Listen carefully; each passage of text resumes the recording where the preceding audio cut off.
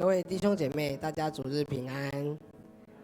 感谢主，让我们现在可以预备心，我们自己来默祷，恳求圣灵与我们同在。因为今天我们也要用喜乐的心，一起来敬拜我们的神。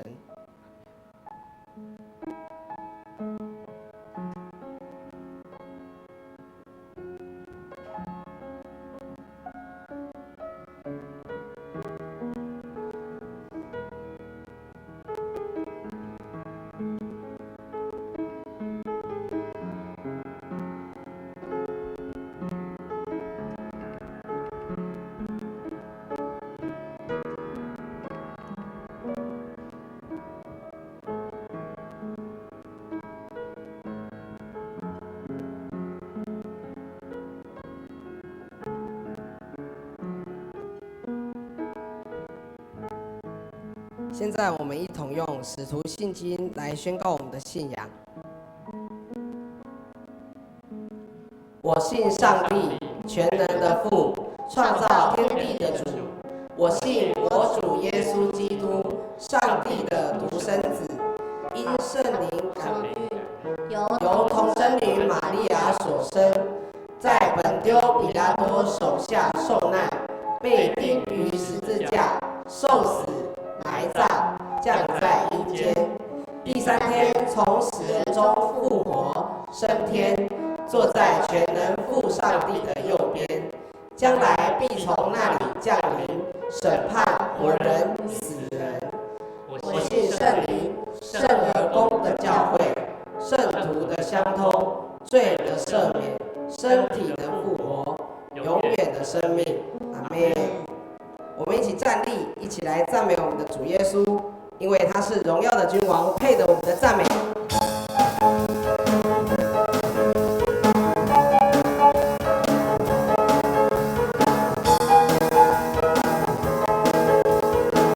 我们来唱哈利路亚，哈利路亚，哈利路亚。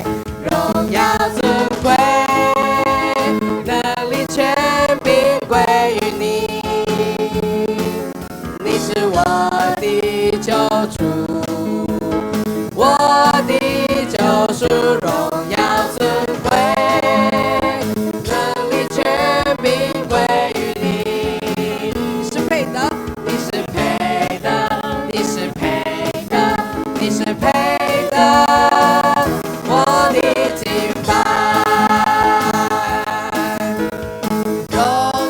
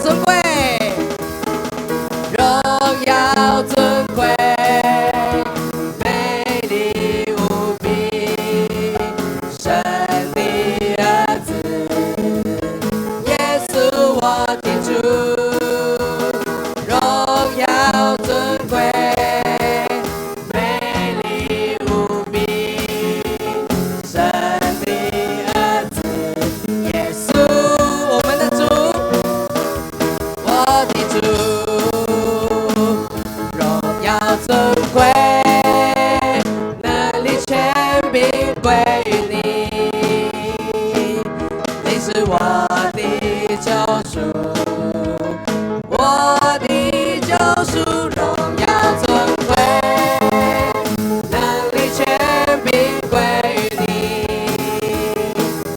你是配的，你是配的，你是配的，我的敬拜，荣耀尊贵，能力权柄归于你。你是我的救主，我的救赎，荣耀尊贵，能力权柄归于你。你是配的，你是配的，你是配的，你是配的，我的敬拜。你是配的，你是配的，你是配的，我的敬拜。我们再说你是配的，你是配的，你是配的，你是配的，我的敬拜。我们用拍掌来献给我们的主。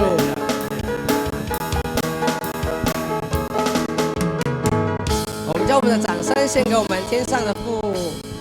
感谢主，大家请坐。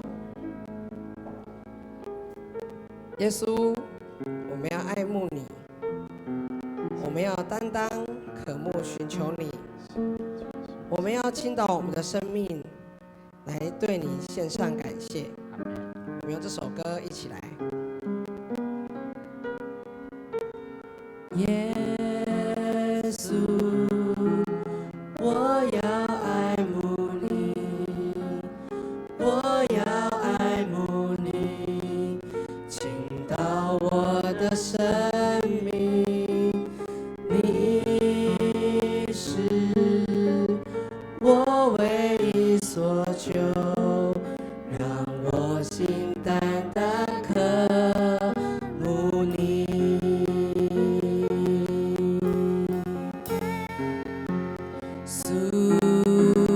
我要爱慕你，我要爱慕你，倾倒我的生命，你是我唯一所求，让我心单单渴慕你，我心满意，我心满意，对你的爱和思念无止境，让我走向你的身旁，贴近你，主啊，我渴慕寻求你。我们来对耶稣说，耶稣。耶稣，我要爱慕你，我要爱慕你，倾倒我的生命，你是我唯一所求，让我心单单渴慕你，我心满意。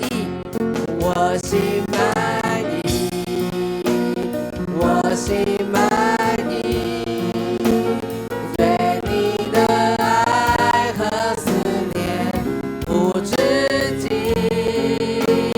让我走向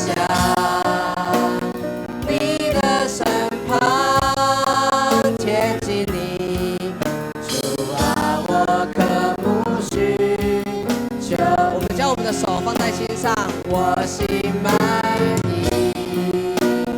我心满意，对你的爱和思念无止境，让我走向你的身旁，贴近你，主啊，我渴慕寻求你。我们相扶，我心满意，我心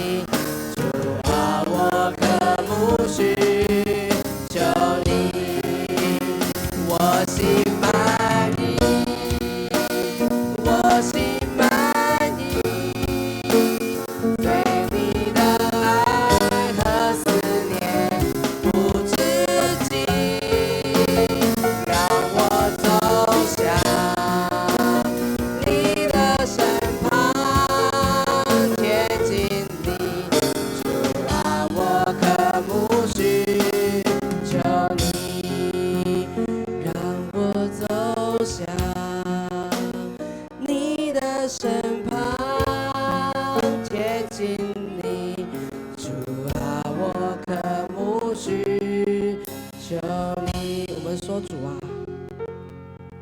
主啊，我渴慕寻求你。感谢主，让我们今天一起来敬拜，我们一起低头来祷告。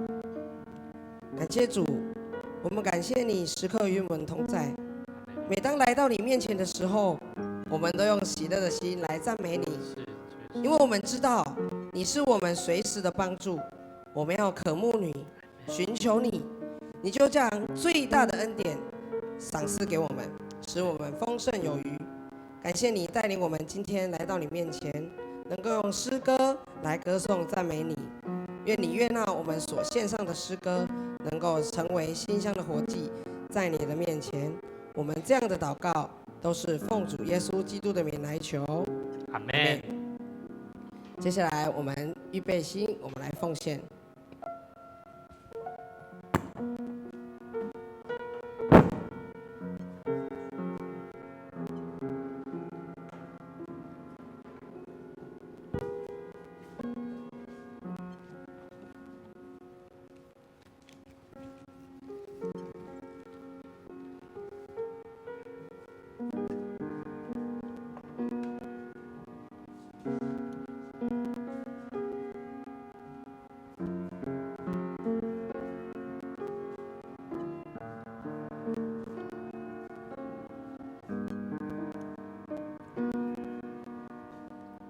我们用这首诗歌《我心属于你》来献给我们的主。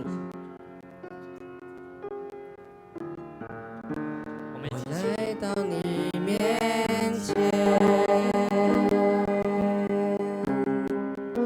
全心向你呈现，耶稣，你是如此爱我。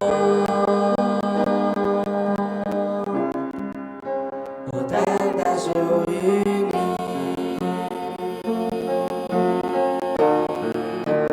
主，我在这里献上我的心，生命的一切完全献给你，因为我并没有财宝和金银能够献给你。唯有我的心，我唯一祷告，唯一的呼求，是你能悦纳我心上的全所有。愿我这一生成为你器皿，来完成你旨意。我们一起来祈念奉献宣告的祷告文。我相信凡事都是上帝所创造，他拥有赏赐与收回的权柄。此时我愿意从你所得到的恩典，用感恩与敬虔的心奉献在你面前。求主在我每次甘心乐意的奉献中，操练我更加顺服委身，分别我的生命。我相信奉献是栽种丰收的种子，我深信奉献是实践基督的生命，我确信奉献是生命主权的交托。求主按照你的信实与怜悯赐福我们，保守你的教会，坚固你的百姓。奉主耶稣基督的名来求，阿们。请坐。好，各位弟兄姐妹，大家平安。好，非常高兴，我们今天是华语礼拜，在礼拜天的时间哈，那也非常欢迎在新的一年祝福大家新年快乐。我们在新的一年当中，我们也会有新的调整，那也期待我们大家能够一起经历神在我们生命当中的大能跟异象。那我们在本主日除了华语礼拜，牧师也邀请各位能够邀请弟兄姐妹，如果对华语思维上面可能比较听得懂神的道的，那也都可以邀请他们能够一起来参加。那我们在2月23号是教会的会员和会，那也请大家，如果你有奉献在大小教会的弟兄姐妹朋友，你想要去查阅一下你在去年2024年所奉献的金额的明细，那么我们会张贴在1楼的公布栏哈。好，那今天牧师要跟大家来分享一个主题，叫做无私的牺牲。无私的牺牲不是无私的奉献哦，是无私的牺牲。在我们生命里面，其实我们都在经历什么叫做用爱来关心我们身边周遭的朋友跟家人。但实际上呢，我觉得我要用一个无私的牺牲来跟大家分享，不是用无私的爱，因为爱太广了，爱不容易理解。那爱我们也很难像耶稣基督那份爱这么的丰富，甚至那么的饱满。所以呢，牧师在祷告当中也有一个感动，是期待说，让我们常常在透过一个牺牲的奉献当中的行动，来了解到底耶稣基督的爱是什么。所以我觉得爱，它实际上牺牲的生命，它实际上对爱来说是一个非常深层的表现，也是对我们福音来讲的重要的核心啊。但是我们大部分都会想说，我希望得到耶稣的爱，我希望得到上帝的恩典。可是往往在爱当中，却忘记了其实耶稣为我们所付上牺牲生命的代价。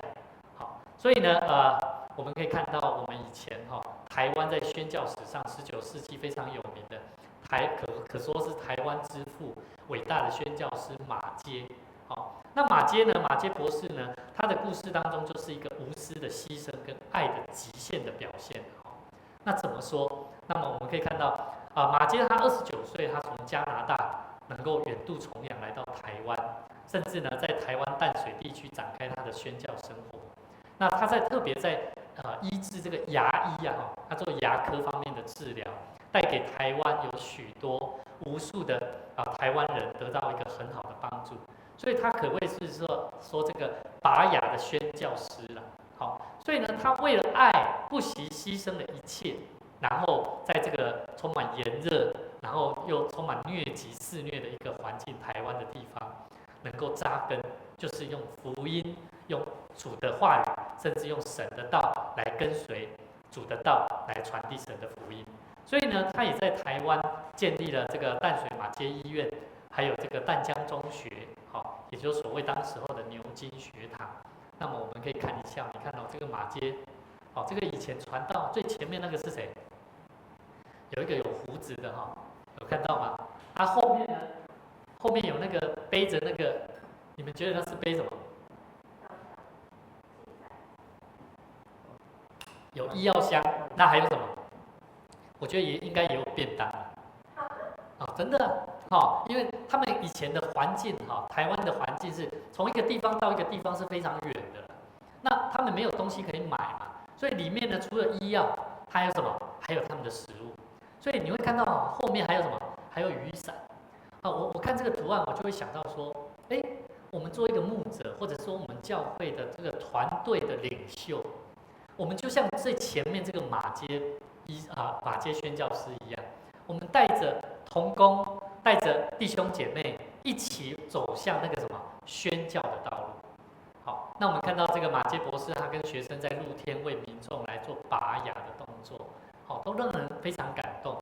那么在马偕的一生当中若能够为主死他曾经做过一个非常重要的一句话，人家对马偕的一句话叫做“宁愿烧尽，不愿朽坏”的一个赞赏。所以我觉得在我们生命里面，我们今天一起看的约翰福音第15章里面谈到，耶稣即将要被捕之前，他为门徒临别的教导，用神的话语，就是圣经里面的话语，特别去提到，在我们的生命里面，约翰福音第15章第12节到第13节里面，特别谈到你们要彼此相，我们一起来读好不好？左边我们一起来读。你们要彼此相爱，像我爱你们一样，这就是我的命令。人为朋友舍命，人的爱心没有比这个大的。所以各位弟兄姐妹，我们可以知道，当我们看到耶稣他带领门徒在最后的晚餐，他特别在那当中之前，他特别提到，在他即将要受难的时候，他特别告诉门徒必须要跟他连结。他举了一个例子，叫做葡萄树跟枝子。唯有能够跟这个葡萄树有所连结的生命，他的生命才能够真正活出爱，活出有丰富的生命。所以呢，在今天我们刚刚所看的经节12节到13节里面，耶稣他将爱的标准提升到了一个极致，就是告诉我们要怎么样，要彼此相爱，甚至要为了对方要怎么样，要做舍命的爱。所以他特别预表他自己即将要为世人付上生命的代价。所以我们知道圣经里面如果有机会你去看，在约翰福音第15章1节到11节，他特别谈到葡萄树跟枝子的比喻当中，他讲到门徒若要结果子，必须要怎么样，与他有保持亲密的关系。所以他怎么讲到亲密的关系？他说要怎么样，你要连在果树上哦，就像我们现在一个礼拜要去敬畏上帝，要守主日，然后呢，我们听主的道，然后听到牧师讲的道，这句话好像对我有一些要提醒的，那么我就要怎么样？我就要改变。那个改变的过程，就像在修剪树枝一样。好，所以你去看第1节到第9节里面特别谈到要修剪哦，然后最后才会结果实哦，甚至呢才能够在主的里面成就上帝的心意。第10节到第11节，他特别里面谈到爱跟顺服要做这样的连结，就是唯有这样子才能够真正活出爱的见证。所以今天我们所看的经节12节跟13节，正好在第12节到第17节里面谈到耶稣将彼此相爱视为门徒生活当中的什么重心呢？所以我要问各位，当我们说要爱别人，可是我们愿不愿意为了对方付上生命的代价？不容易啊！有时候是金钱，有时候是生命，有时候是陪伴工作，有些时候是当我们在软弱当中的时候，我们要怎么样去告诉别人说，请你为我代祷？我觉得这个工作跟功夫都是需要我们去培养的。所以我们可以了解到，这个爱不单单是一种行动，一种观念，它更是一种我们要学习怎么样去付诸于行动。我举例来说，我们在有做父母亲的大概有几位了哈。那我们知道我们刚拥有孩子的时候的心情是什么？我们知道我们要有爱，对他有爱，那我就在想，我真的有足够的爱心能够帮助他长大吗？然后呢，我们开始有一种责任感，好，那个责任感是什么？我要告诉你，爱，我们就会发现说，他是我所爱的，你就知道他是我所生的啦，知道我的意思吗？所以你会发现，他如果是我所生的，你要对他要不要有责任？要有哦。那责任需要用什么态度？我说的叫做使命。你发现这个使命会让你有责任感。如果你有使命的话，你的责任感会更重。我举个例，当我告诉我的孩子你要怎么做的时候，以前我会觉得哇，差厉害哦，大部分我都讲完1次而已。可是讲完以后发现就交给太太去处理。我就发现我根本没有使命感。我觉得我有责任，但是我觉得我没有使命感，就是这样在交代事情。钟兰，这个你要记得你要做打鼓那你要好好去学习提醒，告诉他责任。可是我忘记了告诉他使命感是什么。那这个使命感对一个人来说才是最重要的，反而不是那个责任。但是如果你有使命感的人，他会让没有责任还没有达到责任感的程度会大大提升。所以当我去思考说，我身为一个父亲，我开始就在想，当我要去陪伴一个我还没有很熟悉这个孩子跟我的关系状态的时候，仅仅是他是我的孩子，我就认定我必须要对他负责。但是我对他要怎么负责？我必须要有很大的使命感，就是要让他每一步每一段都要能够慢慢的成长。那么我要问各位，我们在教会里面，我们谈论主耶稣基督的爱，我们要对别人有爱，要彼此相爱。这个爱不是建立在条件跟回报上面的，乃是一种很自然流露出一个无条件的付出，就像父母亲甘愿牺牲自己的时间、精力，甚至愿意改变生活模式，就只是为了要让孩子怎么样？要让孩子好。所以我觉得，做一个神国度的子民啊，上帝的儿女啊，不单单是要管理好自己，还必须要负上责任的代价，就是做什么？要爱人如己。我们爱人、爱自己都比较容易，可是我们要爱别人不容易。所以我们要知道，爱我们要关心一个教会，可能是一个刚信主的人，我们要怎么样？要对他认为说，他就是我所生的，我要怎么样？我要有使命感，要陪伴他，要付上代价来做他的最好的帮助。所以各位弟兄姐妹，有一本书叫《奇迹面包店》，它里面有一句话说：爱不是石头，不是光丢在那里就没事了。爱像面包，需要搓揉发烤，并且不断的重塑，使它成为新的模样。所以一个人的生命啊，你说你有爱，可是你的心啊像石头啊，怎么讲你也讲不听。跟你分享，跟你告诉你这样子做，你可以参考看看，但是你的心就是很刚硬，好，你怎么揉就是揉不掉，很难。那你就要告诉神说：主啊，帮助我，让我的生命有爱的生命，就像面包一样，能够经得起搓揉，好，就像葡萄树上的枝子一样，可以被修剪。有一个在穷乡僻壤的一个孩子。他只有国中学历，他在认识国字不太多但是他连1斤16两他都搞不清楚。他为了要让他的母亲过好日子，他立志发愤图强要成功，他就是不断的学习。在最后呢，他在法国扬眉吐气，赢得了世界面包冠军。我们大家应该知道他是谁？他是吴宝春，是台湾的面包界的国宝啊。好。吴宝春他说当初他为了准备这个参加2008年的世界杯赛，有3位选手不眠不休练习准备比赛。他除了准备法国面包呢，他负责制作具有国家特色的面包，就是要创作出一种具有台湾特色的法国面包。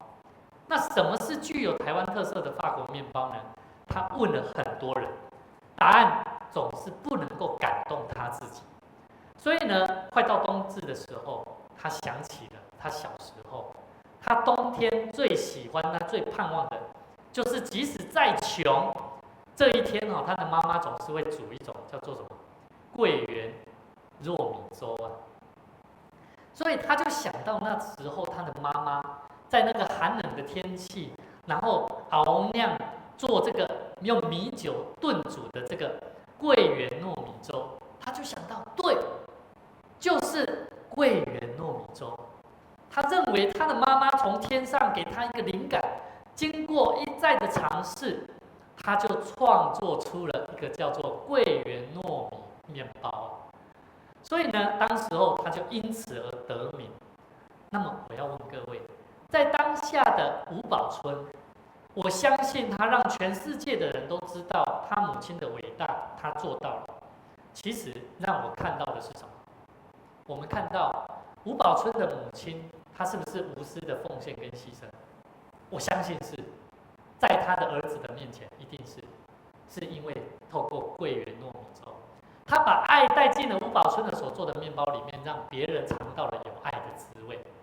现在我要问各位，我们做基督徒，我们做神的儿女，我要问你，你从神的爱，主耶稣基督的爱里面，你有没有体会出主的爱所带给你，就像吴宝春母亲在吴宝春的身上那份爱是牺牲的，是摆上的。圣子耶稣基督，上帝的儿子，上帝为了爱我们，做了生命无私牺牲的代价，就是耶稣的生命。那么吴宝春的母亲，她也无私的奉献，让他的儿子得到了这份爱的祝福。我觉得很多时候，当我们会做出一个真的让人感受到感动、有爱的举动，往往是要怎么做？要做中学啊。所以各位弟兄姐妹，我曾经遇过一个事情，就是很多时候我们现在是网络的时代，对不对？我们大部分会比较容易用什么？用 LINE 来传讯息啊。那么我们在 LINE 传讯息里面最常发生的是什么？我曾经遇过，我真的曾经遇过。当我传讯息，别人传讯息给我，但是我刚好打开以后，看到了，哦，我知道了。那因为现在还不太刚好在忙，我就怎么样？我就先去做我的事。可是当我回来的时候，再去看的时候，他怎么说？你为什么有读不回啊？然后我就开始跟他讲了，我就说，你这样讲好像不太礼貌哦。好，我也在忙啊，我当时候在忙啊，我当然没办法回啊。好，然后呢，你也不要这样讲话，好像我一定要跟你回复，因为 LINE 的东西本来就是网络的东西，本来就有时间序的问题。好，要么我们当面讲就好。从此以后他就没有跟我讲话了。我当下就在回想这件事情，我想到，其实我讲那些话是在为自己找借口啊。找什么借口？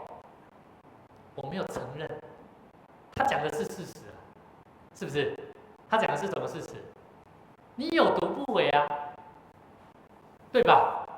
但是我们当下也顺势的告诉他我们的状况。其实我们告诉他我们的状况，是因为我们要为自己再保留一些余地。可是我们忘记了先道歉，我们忘记先告诉他不好意思，这个我要改进。如果你跟他道歉完了，再来回复刚刚我所讲的那一些话，会不会比较好？一定会。所以各位弟兄姐妹，无私的奉献是什么？很多时候我们觉得我们牺牲陪伴的时间，可是有些时候我们的牺牲是有私心的，是有欲望，是有利益的。所以我要问各位，我们真的在付上代价，我们是真的无私的吗？每次我看到马街博士他带领这些学生他们是徒步你看以前的台湾的社会环境还没有汽车，没有飞机，你看他们要从一个地方到一个地方要走多久多远，甚至要付上几天，还要住在那个地方你看那么多人愿意跟着他，是在这样的条件跟环境下。可是我们现在的教会基督徒不是现在都是要怎么样？还要牧师还要牧师去找要告诉你说一起来好不好？不行牧师，我现在很忙我现在没时间各位弟兄姐妹，我们要知道我们得着救恩，我们真的要付上很多生命的代价。可是当我们无私的奉献牺牲当中，容不容易？我告诉各位不容易因为会带来许多情感上的失衡、误解，甚至有些时候是苦毒。怎么说？第一个，什么失衡的表现？就是在无私的奉献牺牲当中，会产生一个问题，叫做失衡什么意思？很多时候当你持续的在牺牲另一方面不会表现出来。我举一个例子，我最常对我的孩子说，爸爸妈妈最常对孩子说，每次跟你讲这件事情就应该要这样，可是你偏偏每次都是做跟我们想的都是不一样的，有没有？你的父母亲有没有跟你这样讲过？也是有，我们都做过儿女，我们都知道，父母亲告诉我们该这么做，可是我们偏偏都是这样做。老师也是这样提醒，这一题会考你们要注意可是每次考试出来的时候，对老师有讲过，因为我们付上很多牺牲时间代价去告诉一个人，可是偏偏另外一方他是不会回应的，他无法负上责任的。父母亲跟孩子，夫妻、牧师跟长子，同工跟信徒，往往都是这样的关系下。所以各位弟兄姐妹，我们实际上活在教会里面侍奉神，做一个神的儿女，我们要跳脱，我们要知道，我们的侍奉不单单是你有侍奉就好，而是你要知道你付上代价了没？你是不是真的是无私的奉献，像耶稣基督一样？可是我要告诉各位，不容易。圣经里面告诉我们，加拉太书6章2节说，你们个人的重担要互相担当，如此就完成了基督的律法。个人的重担要怎么样？互相哦，好，所以彼此有什么困难，我们彼此带导，彼此祝福，彼此勉励。我在事工上有需要，牧师也都会邀请各位，但是牧师不会给大家压力，我也会鼓励各位可以跟着牧师一起来做。圣经里面加拉太书6章5节，他怎么说？他说：“个人必担当自己的担子。”各位弟兄姐妹，我觉得圣经里面他也在提醒我们不要揽了一大堆工作，但是自己担不起啊。你要记得哦，如果你担起来了，你就要知道你要跟神求力量，要记得你跟神的关系，你是靠主得能力的，不是靠牧师，靠谁？你要给我什么样回馈，我才能够做更多？不是这样的。我们要知道，我们做是为主做的。所以，当我们在处在一个失衡的关系里面，我们必须要互相怎么样？要互相扶持啊。所以，各位弟兄姐妹，第二个，当我们无私奉献当中，我们会有出现一个问题，叫做自我的失落跟情绪压抑。我刚刚有讲第一点，当你牺牲了、付上那么多代价，可是别人没有回应你的时候，往往人就会进到一种情绪反应，就会开始自我失落，会不会有？他说：“牧师，我现在真的累了，这个事情我也做久了，几年了，我也老了。好，这件工作，请你请别人来做吧。”我们最常遇到，在家里面，我们的孩子穆恩他一开始是最能干的，什么事情他就揽起来做。他做久了以后，发现哥哥跟弟弟在那边很 happy 看电视打电动，他突然间就冒出一句话说：“爸爸，为什么哥哥跟弟弟都不做啊？”人会开始自我失落，他开始发现压抑的情绪，因为他忘记了他为什么在做。我告诉他说：“穆恩，其实你非常棒，你一开始主动告诉爸爸说你愿意做，就代表你有学习的心。当你看到别人没有在做的时候，你要知道你比他们学习的更多。当你在这当中的时候，你该怎么办？我知道你很累，但是你要记得不要生气，因为生气是对于你自己所做的是没有价值的。”各位弟兄姐妹，圣经里面诗篇139篇13到14节说什么？我们一起来读：“我的肺腑是你所造的，我在母腹中，你已复庇我。我要称谢你，因我受造奇妙可畏，你的作为奇妙，这是我深深知道的。”各位弟兄姐妹，圣经里面告诉我们，提醒我们在上帝的眼中是有价值的，不是靠牺牲来证明你自己的价值，乃是在基督里面找到那身份的认同。所以你要学习爱自己，真正的去无私的爱别人。那我们要怎么做？你要平衡啊，对不对？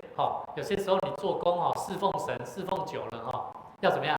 偶尔要提出来说：“牧师，我真的很累。”这个我记得中南应该是难得第一次新春礼拜没有来，对不对？我记得他从来到教会以后他家里都没有信主，可是他从2年前，他自从新春礼拜他几乎都来。那今年刚好应该是回美容，他就没有办法。可是我觉得，在那过程当中，他慢慢的从一个不断的被磨塑，哇，时间到了要来，然后会迟到，慢慢的他会说：“我愿意顺服牧师来叫我起床。”我觉得那个人的生命会不断的慢慢调整。所以各位弟兄姐妹，我们的人，如果你是落入自我失落跟情绪的压抑里面，很多工作你是做不来的，很多生命需要付上代价，你是做不来的。第三个，当我们无私的奉献当中，最常遇到问题就是你会产生许多的误解了，跟期待不符合了。我刚刚讲了，如果当你发现你自己的生命是失落的，又找不到出口，你就会开始去想你自己在做些什么，你甚至会开始误解说：“牧师干嘛无缘无故让我做的那么累？当时候早就知道不要答应他好。”你觉不觉得这个是误解？是，因为他忘记了别人可以请他来做这份工作是多么重要的呼召啊！他忘记他呼召是从神来的，不是从牧师来的。所以，如果我们误解了，跟期待不符了，我们要怎么样？要记得哦，你的爱，你付出的爱是求利益的，你付出的行动是出于利益的。你是希望从牧师或从教会、从别人的眼中来得到关爱。我觉得，当然了，我觉得人难免都会需要得到别人一些重视。但是，当我们做一个牺牲、付上代价的人，我们必须要了解，真正的爱必须要在神的爱里面。我们一起来读哥林多前书13章4到8节：爱是恒久忍耐，又有恩慈；爱是不嫉妒，爱是不自夸，不张狂，不做害羞的事，不求自己的益处，不轻易发怒，不计算人的恶，不喜欢不义，只喜欢真理。凡事包容，凡事相信，凡事盼望，凡事忍耐。爱是永不止息。真正的爱是不求回报的付出，而是出于恩典跟忍耐。我再说一次，真正的爱不求回报跟付出，是出于恩典。什么是恩典？谁的恩典？主基督的恩典。主基督救我们生命的恩典，所以我可以现在拥有这样的生命来回应上帝。我要知道我是被救赎回来的生命的恩典。当我得着这个生命的恩典，我要更加的忍耐我看起来看到的事物，没办法的事物，要忍耐。你自然就会怎么样？你发现那个爱在你的生命里面不断、永远不息的，在你的生命里面像泉源一样流露出来。各位弟兄姐妹，当耶稣设立圣餐的时候，他向门徒展现的爱的最高形式，就是无私的奉献跟舍己的爱。所以耶稣他擘饼说，这个是他的身体，是为世人所摆上的，所破碎的。他举起杯，预告说他的宝血即将要为世人的罪所流出，是为我们设立一个永恒救恩的约定。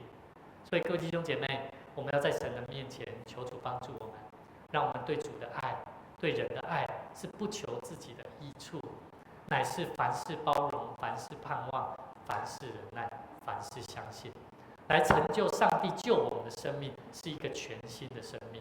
好不好？邀请各位，我们一起在祷告当中来预备我们接下来的圣餐。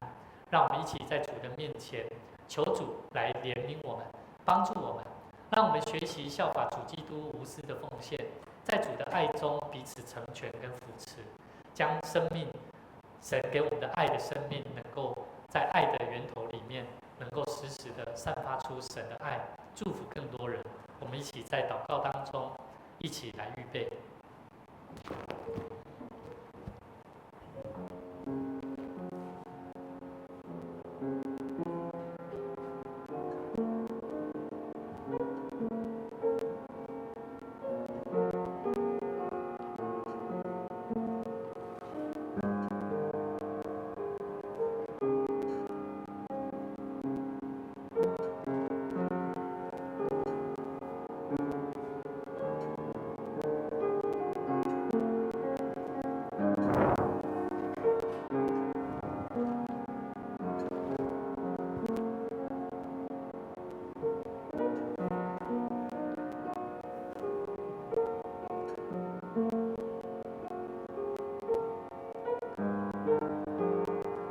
主耶稣，我们谢谢你，谢谢你透过你的生命付上的代价，是在十字架上救赎我们生命的代价，好让我们的生命能够得着自由的灵，来为主而活。主啊，这份恩典，这份牺牲的爱，让我们更多的学习我们的生命如何来结连在耶稣基督这葡萄树上，为要得着被修剪、结果实，能够为主做光做盐的生命。求主你继续保守带领，让我们一起与主同享这宴席的时候，能够得着上帝满满的祝福在我们生命当中，让我们有使命，让我们能够活出主的爱的样式，来为主而活。感谢主，奉主的名来祷告，阿们。奉主耶稣基督的名，欢迎凡属于他的教会按教规可领圣餐的人，一起来守主的圣餐。亲爱的弟兄姐妹，请听主耶稣对凡归向他的人所说恩典的话。凡劳苦重担的人，可以到我这里来，我就使你们得安息。主耶稣说：“我就是生命的粮，到我这里来的必定不饿，信我的人永远不渴。凡父所赐给我的人，必到我这里来。到我这里来的，我总不丢弃他。”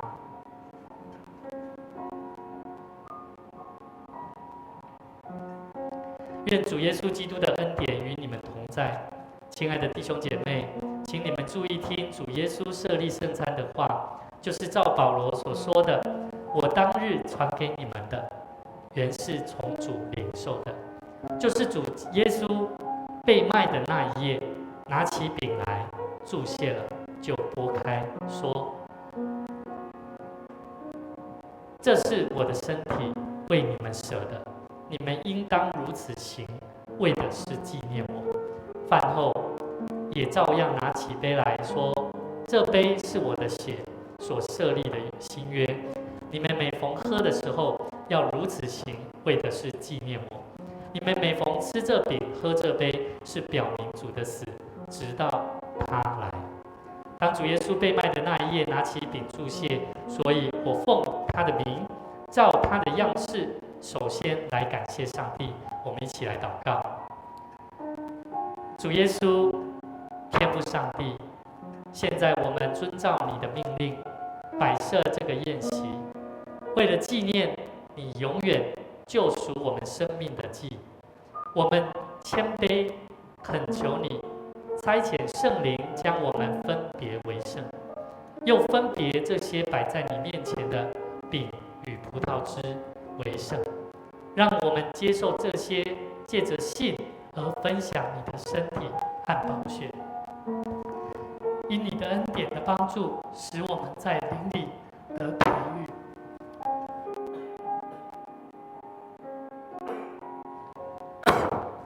也在你的恩典中成长，荣耀你的圣名。奉主耶稣的名，阿们。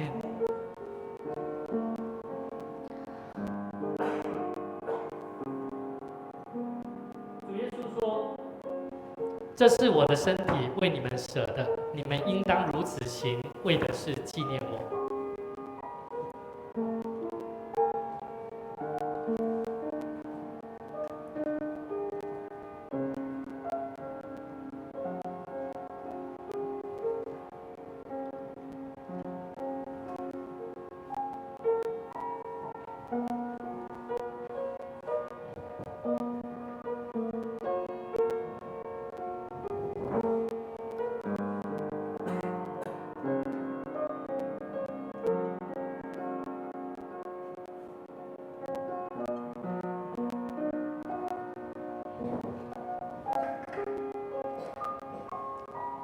主耶稣说：“这是我的身体，为我们所舍的，我们应当如此行，来纪念他。”我们一起同心来领受。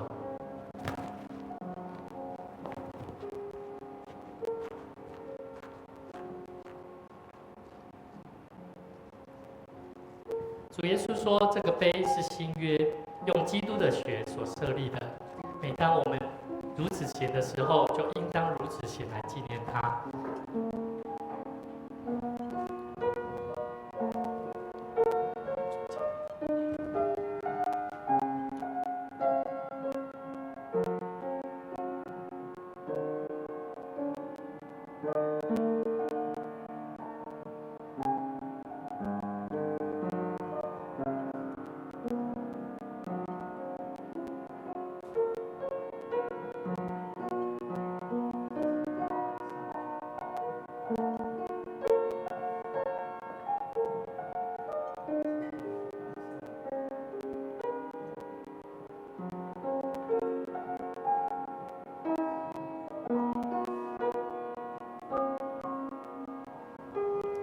这杯是新约用耶稣基督的血所设立的，每当喝的时候，就当如此行，为要纪念他。我们一起同心来领受。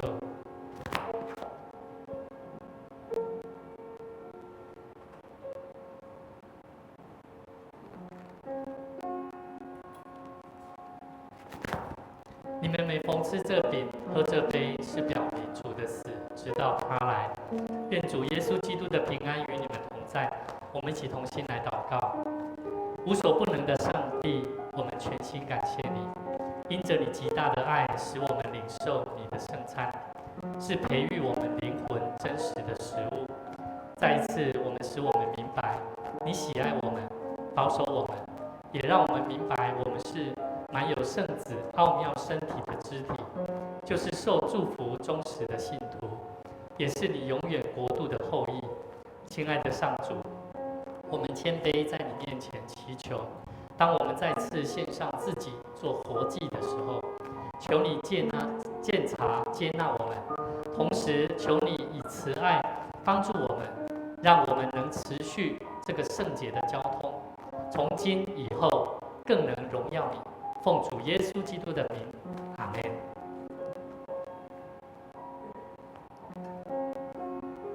我们一起来唱这首歌，我要爱慕你。耶稣，我要爱慕你，我要爱慕你，倾倒我的生命。你是